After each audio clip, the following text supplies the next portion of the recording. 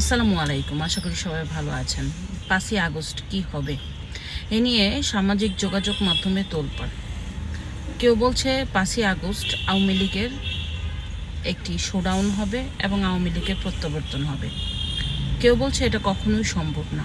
এ নিয়ে কিন্তু জনমানুষের মধ্যে সামাজিক যোগাযোগের মধ্য দিয়ে গুজব ছড়িয়ে বিভিন্ন ধরনের আতঙ্ক সৃষ্টি হয়ে গেছে। এর মধ্যে ভয়ঙ্কর আতঙ্ক যেটা হচ্ছে কি হবে কেন্দ্রীয় কারাগারে। বাংলাদেশ ব্যাপী যে আওয়ামী লীগের নেতাকর্মীরা আটক হয়েছে সব নেতাকর্মীদেরকে ঢাকা কেন্দ্রীয় কারাগারে নিয়ে আসছে। কোনো কোনো সামাজিক মাধ্যমে কথা উঠেছে সবাইকে নাকি একসাথে হত্যা করা হবে। যদিও অনেক কিছু এখন যে মিডিয়াগুলিতে আসে, চ্যানেলগুলিতে, ওগুলোতে আসে না, এটা কিন্তু সবাই জানে। কিন্তু যে কথাগুলি উঠছে এটা কতটা ভিত্তি আছে। যদিও আমাদের 1975 সনে কিন্তু জাতীয় 4 নেতাকে নৃশংসভাবে হত্যা করা হয়।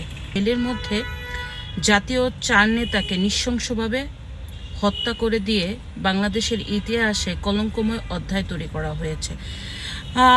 এখন আওয়ামী লীগের বেশ প্রভাবশালী নেতাকর্মীরা ঢাকা কেন্দ্রীয় কারাগারে রয়েছে সালমান এফ রহমান, পল ও কানিসুল হক, তারা অনেক বড় বড় নেতাকর্মীরা ওখানে আছে যারা বিগত আওয়ামী লীগের সময় প্রভাবশালী মন্ত্রী, এমপি মন্ত্রী ছিলেন। কিন্তু তারা কি জাতীয় 4 নেতার মতো?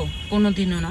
এরকম 400 আওয়ামী লীগের নেতা একত্র করলেও জাতীয় 4 নেতার মতো হতে পারবে না, এটা আমরা সবাই জানি।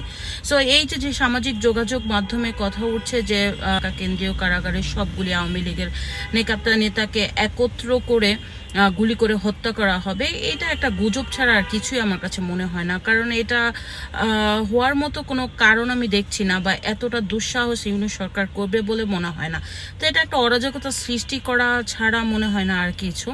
জুলাই মাসটা কিন্তু আতঙ্কের মধ্যে যাচ্ছে। গোপালগঞ্জের ঘটনা, মাইলস্টোন স্কুল অ্যান্ড কলেজের ট্র্যাজেডি, সব মিলিয়ে প্রতিদিন কোনো না কোনো আতঙ্ক হচ্ছে, ধর্ষণ হচ্ছে, খুন হচ্ছে, ডাকাতি হচ্ছে। এর মধ্য দিয়ে কিন্তু বাংলাদেশের মানুষ নিরাপত্তাহীনতা প্রতিদিনই ভুগছে।